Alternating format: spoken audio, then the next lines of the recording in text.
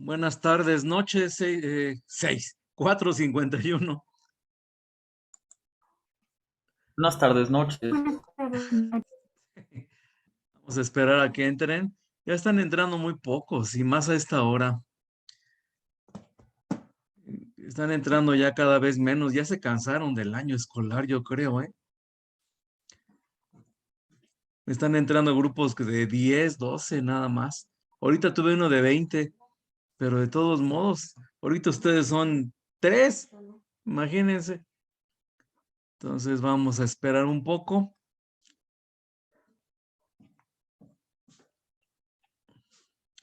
Hoy les estoy reponiendo la sesión de ayer que me tuve que salir para ver lo de la sala, que era un relajo la casa. Ahorita me acordé que fue este grupo, ¿verdad?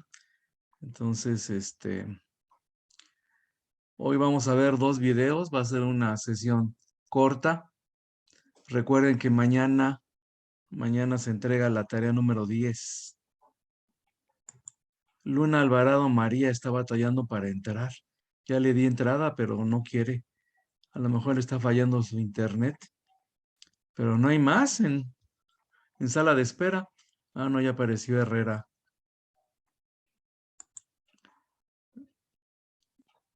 Ya están apareciendo más. Pero no son tantos.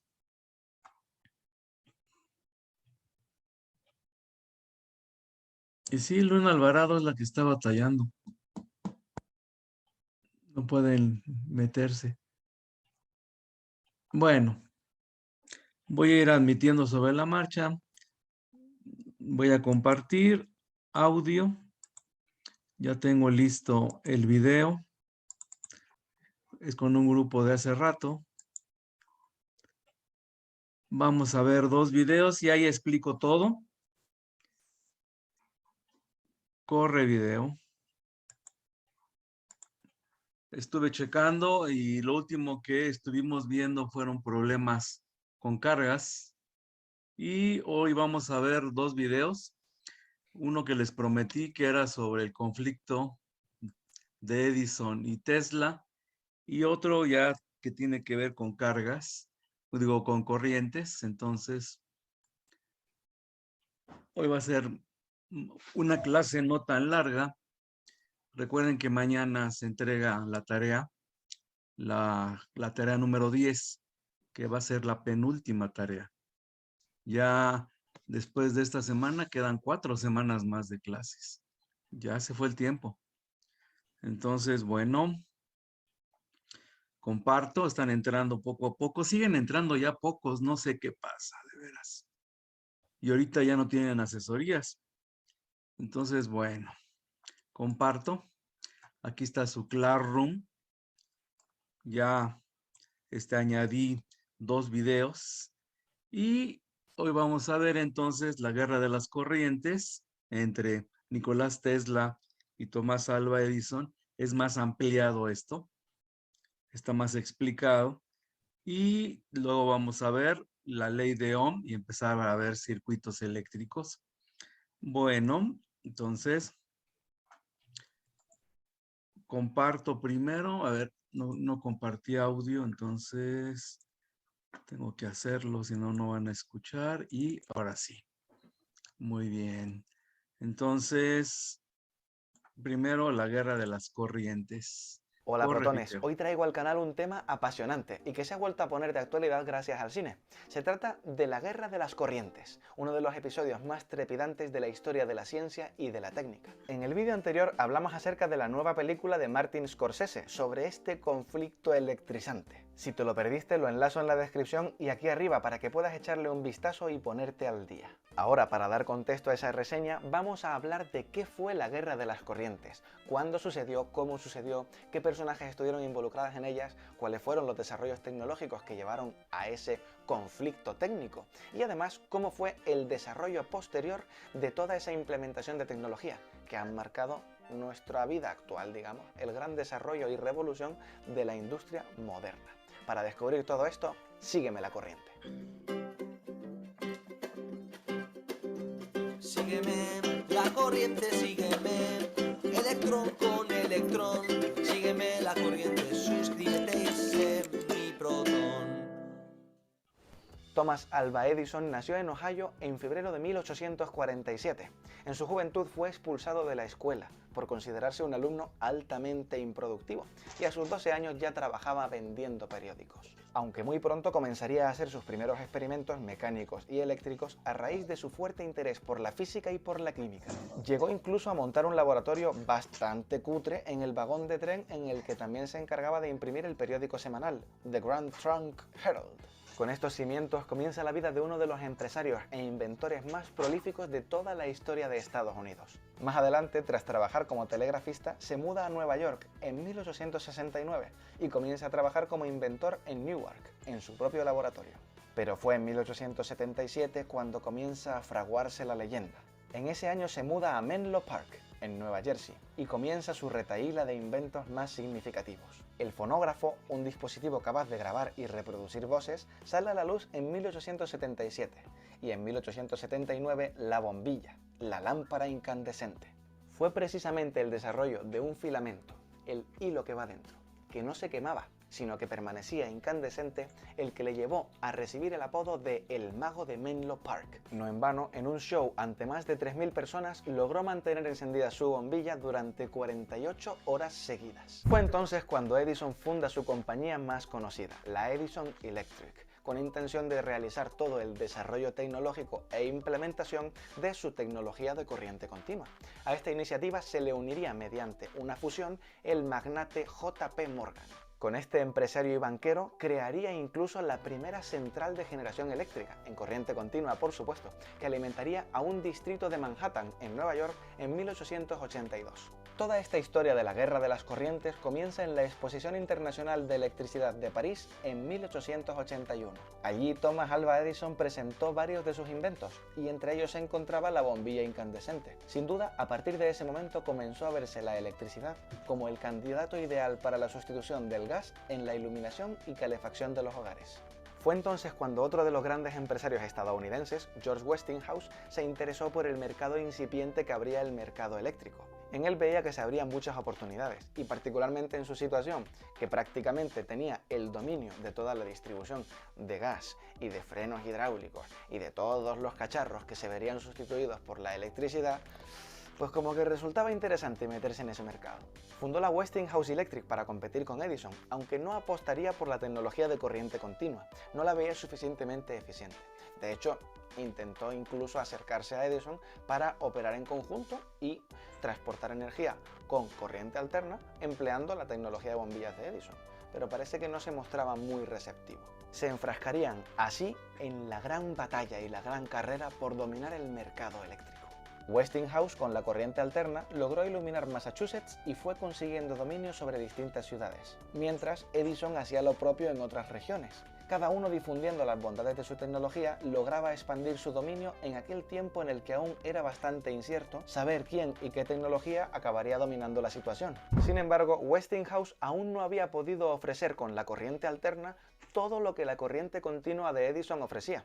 Sí, podía iluminar bombillas, igual que la corriente continua de Edison, pero todavía con corriente alterna no había logrado accionar motores. Por tanto, no lograba producir trabajo útil, no lograba sustituir a aquellas máquinas de vapor o a la fuerza bruta de las personas. Pope, que era el mejor aliado de Westinghouse en estos aspectos técnicos, estaba precisamente inmerso en el desarrollo de un motor capaz de ser accionado por corriente alterna, aunque justamente en esos trabajos falleció en un accidente eléctrico. Y este hecho, por supuesto, no lo dejaría escapar Edison. Lo utilizaría para esgrimir que la corriente alterna era una corriente peligrosa, que mataba a personas, a diferencia de su corriente continua. Edison llega incluso a colaborar en el desarrollo de la silla eléctrica con corriente alterna, para realizar ejecuciones presumiblemente limpias, tratando de involucrar al máximo posible en esto el nombre de Westinghouse, como creador de la electricidad perfecta para matar. Todo parecía venirse abajo para Westinghouse, que incluso llegó a plantearse vender su compañía y sus tecnologías en materia de energía eléctrica a J.P. Morgan y a Edison, dándoles sus logros en este campo. Es entonces cuando cobra particular importancia la figura de un ingeniero que incluso había trabajado previamente para Edison durante un tiempo y que posteriormente, por diferencias técnicas y personales, acabó en la calle y acabó también trabajando como obrero. Era el caso de Nikola Tesla, este hombre de aquí. Tesla nació en 1856 en Smiljan, en el antiguo Imperio Austrohúngaro, actual Croacia. Comenzó en 1875 sus estudios de ingeniería eléctrica y física en la Universidad de Graz. Allí fue donde su profesor de física le mostró por primera vez un motor eléctrico de corriente continua. Ahí fue cuando Tesla comenzó a dar rienda suelta a su imaginación e idear motores eléctricos con los que mejorar aquella aparente ineficiencia del motor eléctrico de corriente continua que le habían mostrado. Y es que tampoco hay que culparle, lo que le sacaron en la Universidad de Graz era un motor chungo con escobillas chispeantes que sí, se movía, ok, pero ¿de qué manera? Que tampoco tenemos que olvidarnos de que era el comienzo de toda esta tecnología. Después de unos años de estudio y trabajo intensísimos, hasta tal punto de que sus profesores llegaron a mandar cartas a sus padres diciendo que su estabilidad mental corría peligro si seguía con ese ritmo. Pues después de todo eso, en el segundo semestre de su tercer año de estudios, llegó a abandonar la universidad y se mudó de Graz. Era el año 1878 y llegó una época en la que se perdió un poquillo, entre pequeños trabajos y una fuerte adicción a las apuestas y al juego. Esto fue así hasta el fallecimiento de su padre, hecho que le hace centrarse y poner orden en su vida. Fue entonces cuando llegó a Praga, de nuevo a la universidad, y comienza a trabajar también en la oficina de telégrafos. En el año 1882 se muda a París para trabajar en la Continental Edison Company. Sí, señores, llegamos ya al momento en el que la historia de Nikola Tesla comienza a cruzarse con la de aquel Thomas Alva Edison con el que comenzamos este vídeo. Allí se encargaría de mejorar e implementar los equipos eléctricos que llegaban de Edison desde Estados Unidos. Pero además durante esos años sería cuando comenzaría a idear el motor de inducción, con el que posteriormente lograría dominar el mundo eléctrico gracias a la corriente alterna. Ups, espero no haberte desvelado el final. Tras su duro y excelente trabajo en la compañía, recibe la recomendación de uno de los socios de Edison, Charles Batchelor, para cruzar el océano e ir a trabajar mano a mano con el inventor estadounidense. Fue entonces cuando Batchelor redactó la archiconocida carta de recomendación que Tesla llevaría a Edison y que decía: «Conozco a dos grandes hombres y usted es uno de ellos. El otro es el joven portador de esta carta». Entonces fue cuando entró contratado en la Edison Electric. Allí trabajó en varios proyectos, aunque uno de los que resultarían decisivos para lo que estaba por venir implicaba el rediseño de las lámparas de arco. Según la palabra de Tesla, aunque de esto no existe confirmación, se le ofreció una ingente cantidad de dinero por aquel desarrollo. Trabajó durante mucho tiempo en ese desarrollo y una vez conseguido fue a por la recompensa. Allí afirma que se burlaron de él, diciéndole que no entendía el sentido del humor americano. Este es uno de los puntos de la historia en el que no parece estar del todo claro si fue realmente así o no tal cual. Pero en cualquier caso, sea como fuere, sea un malentendido o sea que efectivamente ocurrió de esa manera y con esa mala uva por parte de Edison, pues Tesla se fue de su compañía. Estuvo 6 meses en la compañía de Edison y después salió. Intentó fundar su propia empresa y de hecho pues lo hizo durante poco tiempo, pero lo hizo. Los hombres de negocio que estaban con él en cierto sentido pues le ninguneaban e incluso llegaron a despedirle. Fue en 1886 cuando le despiden y entonces necesita dejar la ingeniería a un lado y dedicarse a cavar zanjas para poder costearse su vida. Pero no zanjas cualquiera. Las zanjas que luego acabarían llevando los cables de Edison con los que iluminaría Nueva York. Eso sí, recordemos, en corriente continua. Fue allí cuando concibió definitivamente el diseño de su nuevo motor, el motor de inducción, y tras comentar esas ideas con su encargado, pues llegó a estar en contacto con Brown. ¿Cómo no? Otro empresario. Tesla logra convencerlo de las ventajas de su idea para el uso de la corriente alterna, en lugar de la corriente continua que imperaba en aquel momento. Y como podrán imaginar, no fue una tarea fácil. Ya la corriente continua llevaba cierto recorrido y había sido aceptada e implementada. No olvidemos el accidente que tuvo el socio de Westinghouse y cómo lo usó Edison para desprestigiar a la corriente alterna. Había grandes instalaciones en funcionamiento y sistemas de distribución, así como aparamenta asociada a esa tecnología específica, y sobre todo, contaba con la confianza de la gente. Es como si a día de hoy se te ocurre que el wifi no mola. Pues imagínate lo difícil que sería lograr desbancar y sustituir a una tecnología tan aceptada y tan extendida. Con el apoyo de Brown, logró involucrar en ese proyecto y en esa idea al empresario George Westinghouse, del que hablamos al principio del vídeo. Y no es difícil entender por qué se involucró a Westinghouse. Si él no había conseguido todavía un motor que lograse funcionar con corriente alterna, esta oportunidad era de oro para ya conseguir ofrecer todos los servicios que ofrecía Edison con su corriente continua: iluminación y trabajo útil. La Westinghouse Electric compró los derechos de desarrollo y explotación de aquella tecnología de corriente alterna y se posicionó así como la principal competidora de Edison y su tecnología de corriente continua. Fueron estas dos empresas las que protagonizaron la guerra de las corrientes por el dominio del mercado eléctrico y la imposición cada una de su tecnología. Ahora bien, llegados a este punto cabe preguntarse, ¿por qué apostaba Tesla tan fervientemente por la corriente alterna junto con George Westinghouse? ¿O por qué Edison decía que no, que él prefería la corriente continua y que de ninguna manera iba a cambiar a la corriente alterna? En otras palabras, ¿qué sabemos ahora mismo de las ventajas y desventajas de la corriente alterna y de la corriente continua? La ventaja fundamental de la corriente continua, que fue la piedra angular en las campañas de Edison en favor de su tecnología frente a la tecnología que utilizaba la corriente alterna, es su mayor seguridad. Está claro que las dos son peligrosas, aunque la corriente alterna hace que los músculos permanezcan contraídos y dificulta soltar el elemento cargado. El riesgo de fibrilación ventricular además es mayor.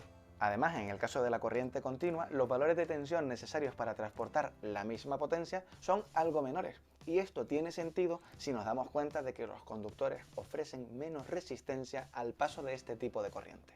¿Y entonces qué le pasaba a Westinghouse y a Tesla? ¿Por qué era más adecuada la alterna? Pues fundamentalmente por cuestiones económicas. Es muy sencillo, mediante el uso de corriente alterna, elevar o reducir tensiones. Cuando se genera la energía, se puede subir a la tensión para transportarla, teniendo menores pérdidas energéticas que si se hiciera a baja tensión. La utilización de transformadores nos permite controlar muy bien la tensión a la que queramos que se trabaje en cada etapa, pudiendo hacer distinción entre etapas de transporte, distribución en media tensión o distribución en baja tensión. Y esto es algo que permite la corriente alterna. Así llegó el año 1893 y con él la Feria Internacional de Chicago. Allí finalmente fue donde se empleó por primera vez la corriente continua a una escala tan grande como para demostrar su enorme utilidad y capacidades, y a la mitad de precio de lo que Edison pudo ofertar. El motor de inducción de Tesla permitía, además, convertir la electricidad no solo en luz, sino también en fuerza útil, el pack completo. Ya a partir de aquí comenzó a expandirse fuerte y velozmente la tecnología de corriente alterna, llegando a imponerse como tecnología ideal para la generación, el transporte, la distribución y el consumo de energía eléctrica. JP Morgan decidió realizar una fusión de sus empresas, incluyendo a la Edison Electric, con lo cual Edison ya quedaba fuera del tablero y se crearía la mundialmente conocida General Electric. Desde entonces, Edison pasaría a dedicarse a sus otros inventos y alejarse del mundo de la electricidad. Tesla, por su parte, lograría su sueño junto a Westinghouse de crear la primera central hidroeléctrica en las cataratas del Niágara, para, con ella, comenzar a construir un macrosistema eléctrico basado en corriente alterna, con el que dar luz y potencia a todo el país. Sin embargo, poco a poco fue cayendo en el ostracismo durante las siguientes décadas. Westinghouse, que había comprado las patentes de Tesla para el motor de inducción por $2,5 cada caballo de vapor de potencia, llegó incluso a pedirle rescindir este contrato al cabo de unos años porque lo consideraba un coste inasumible. A este acuerdo, Tesla accedió, con tal de no privar al mundo de sus inventos. Al fin y al cabo era un filántropo y un hombre con muy poca visión de negocio. Finalmente, Tesla falleció en 1943 solo, aislado por loco y su personalidad excéntrica, y prácticamente sin dinero. Murió en la habitación 3328 del Hotel New Yorker, la actualmente conocida como Tesla's Hotel Room, en este icónico hotel de Manhattan. Espero que te haya resultado interesante este vídeo y que te haya también ayudado a conocer un poquito mejor este grandísimo e interesante episodio de la historia de la ciencia y de la técnica, de la historia de las chispas, la guerra de las corrientes. Comenta por aquí abajo, ¿conoces algún otro dato o curiosidad interesante? Muy bien. Ok. Entonces vamos a empezar a ver lo que es corriente eléctrica y circuitos eléctricos. Y vamos a empezar con este video de Khan Academy. En este video bonito. aprenderemos sobre los circuitos eléctricos y la ley de Ohm, la cual es una ley fundamental y básica de los circuitos. Esta ley reúne los conceptos de voltaje, del cual hablaremos más adelante, la corriente, que representamos con la letra I mayúscula para evitar confusiones con la letra C mayúscula, que se refiere a Coulomb, y la resistencia, que relaciona los dos conceptos anteriores y que denotamos con la letra R mayúscula. La relación matemática de estos tres conceptos es muy sencilla. El voltaje es igual a la corriente por la resistencia. Otra forma de verlo es la siguiente. Si dividimos ambos lados entre la resistencia, nos queda que la corriente es igual al voltaje entre la resistencia. Pero de una forma intuitiva, ¿qué es el voltaje? ¿Qué es la corriente? ¿Y qué es la resistencia? ¿Y cuáles son sus unidades para que todo esto tenga sentido para nosotros? Para comprender estos conceptos intuitivamente, vamos a usar una analogía de circuito dibujando una tubería de agua. No es una analogía perfecta, pero a mí me parece muy útil para comprender estos conceptos. Imaginemos que tenemos una tubería llena de agua y que está cerrada en el fondo. El agua que está en la tubería tiene cierta energía potencial, y esta energía potencial es análoga al voltaje, pues es potencial eléctrico, pero no es solamente potencial eléctrico, es potencial eléctrico por unidad de carga. Son joules, que son unidades de energía potencial, por coulomb, que es la unidad de carga, aunque las unidades en general del voltaje son volts. Ahora imaginemos qué pasa si destapamos esta tubería, pues el agua va a caer inmediatamente. La energía potencial se convierte de manera inmediata en energía cinética. Podemos fijarnos en una parte en particular de la tubería y preguntarnos, ¿cuánta agua pasa o fluye por aquí por unidad de tiempo? La cantidad de agua que pasa por este punto en la tubería durante cierta cantidad de tiempo es análoga a la corriente eléctrica. La corriente es la cantidad de carga por unidad de tiempo. Q representa la carga y T el tiempo. Intuitivamente podríamos decir que es qué tanta carga pasa por un punto de un circuito en un segundo. También podemos verlo como coulombs por segundo. La resistencia podemos imaginarla como algo que impide que la carga fluya a una tasa arbitrariamente alta. Regresando a la metáfora de las tuberías de agua, agregamos algo que impida que el agua fluya. Por ejemplo, una sección estrecha en la tubería. Esta sección estrecha es análoga a la resistencia. De forma similar a la metáfora anterior, destapamos la parte inferior del tubo. En la parte de arriba seguimos teniendo energía potencial, lo que es similar al voltaje, que se convierte en energía cinética cuando el agua comienza a fluir por la tubería. Pero ahora, en cada parte de la tubería, la cantidad de agua que fluye por ella por unidad de tiempo va a ser menor, pues tenemos literalmente un cuello de botella aquí. Esto es análogo a una resistencia. ¿Cuánto flujo de carga se impide? La unidad de la resistencia es el ohm, que se denota con la letra griega omega. Ya que definimos estos conceptos usando una metáfora, veamos un circuito eléctrico. Primero dibujamos una batería. La convención es que la terminal negativa de la batería se indica con la línea más corta y la terminal positiva con una línea más larga. Esta batería genera un voltaje. Es un voltaje de 16 volts a través de esta batería. Podemos decir que la energía potencial por coulomb es de 16 volts. Recuerden que tenemos electrones en la terminal negativa de la batería. Si existe una ruta posible, estos electrones seguirán esa ruta para llegar a la terminal positiva de la batería. Vamos a proporcionar una ruta, pero aún no dejaremos que los electrones pasen por ella. Ponemos una abertura aquí, y mientras el circuito esté abierto, los electrones no podrán pasar. Esto es análogo a la parte cerrada de la tubería. Pero si cerramos el circuito, entonces los electrones ya tendrán una ruta disponible para llegar a la terminal positiva de la batería, lo que es análogo a cuando destapamos la tubería y el agua comienza a fluir por ella. Cuando tenemos un diagrama de circuito así, indica que en este circuito no hay resistencia, al menos en teoría. En la realidad, cualquier cable o alambre, por simple que sea, siempre tendrá una pequeña resistencia. Gráficamente indicamos una resistencia con una línea en zigzag.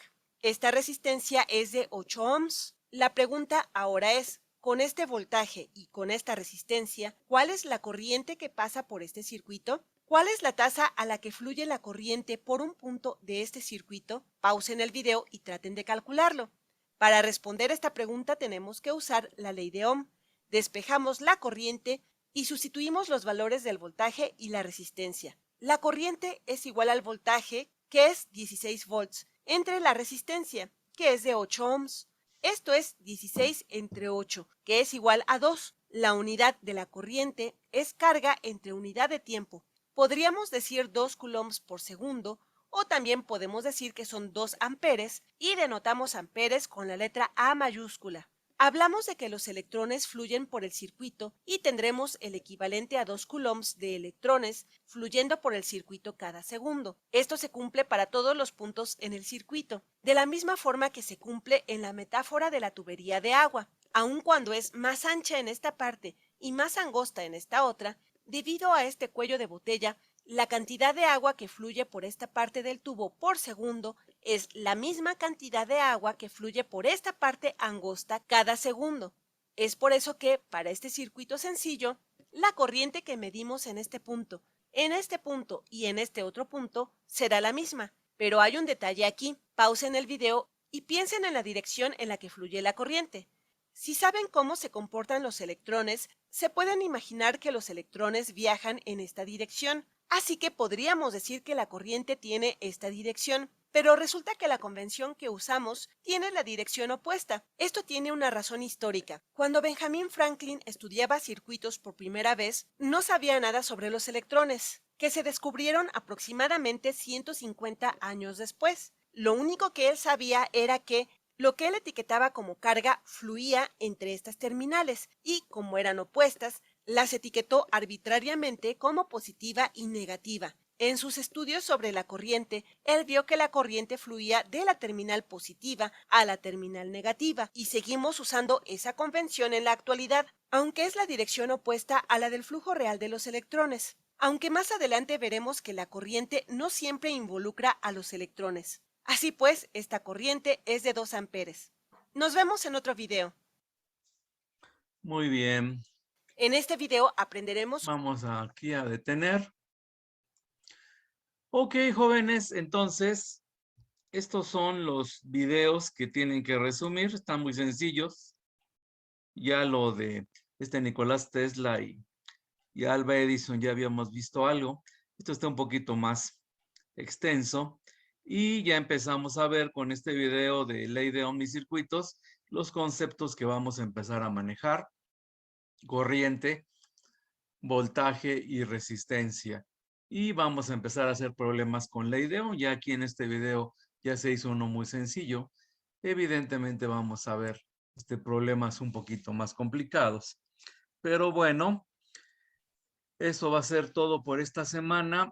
Recuerden que mañana se entrega la tarea número 10, que sería la penúltima tarea del año. Y en 2 semanas más sería la última. Ya nos estamos aproximando al final del curso. Nos quedan 4 semanas de clases. O sea, serían 2 semanas de clases. Luego sería la siguiente semana para hacer exámenes y para evaluar la última semana. Entonces ya estamos llegando casi al final de todo el curso. ¿Alguna pregunta, alguna duda, jovencito? Ok, suspendo 4:51. Ahora sí estoy en vivo con ustedes. ¿Alguna duda, alguna pregunta?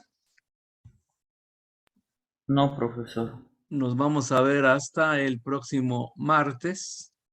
Entonces, vamos a seguir. Miércoles, ¿no? Martes, ¿no? ¿O por qué? Miércoles. Porque lo cancelábamos, ¿no? Porque íbamos a la asesoría de geografía, pero también íbamos a tener el jueves. A ver, déjame checar aquí. Qué bueno que me dices.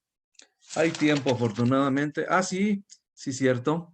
Me pidieron ustedes el martes, tienes razón, aquí está apuntado ya. Entonces nos veríamos el miércoles, las 2 sesiones, y el jueves. Cierto. Qué bueno que me recordaste. ¿Algo más, jovencitos? ¿Alguna duda? Por favor, no se esperen hasta el final mañana para entregarme la tarea. Ya ven que luego se esperan al final y pasa algo. Se les va la luz, se les va el internet, el Classroom falla, no puede mandar el archivo, luego me están ahí mandando correos que les dé chance y no sé qué. Aprovechen que sea con tiempo para que no les agarren las angustias, ¿no? Las prisas. Entonces, pues doy por terminada la sesión si no hay más preguntas. Y como les dijo su compañero, nos vemos hasta el miércoles. Gracias. Hasta luego. Hasta luego.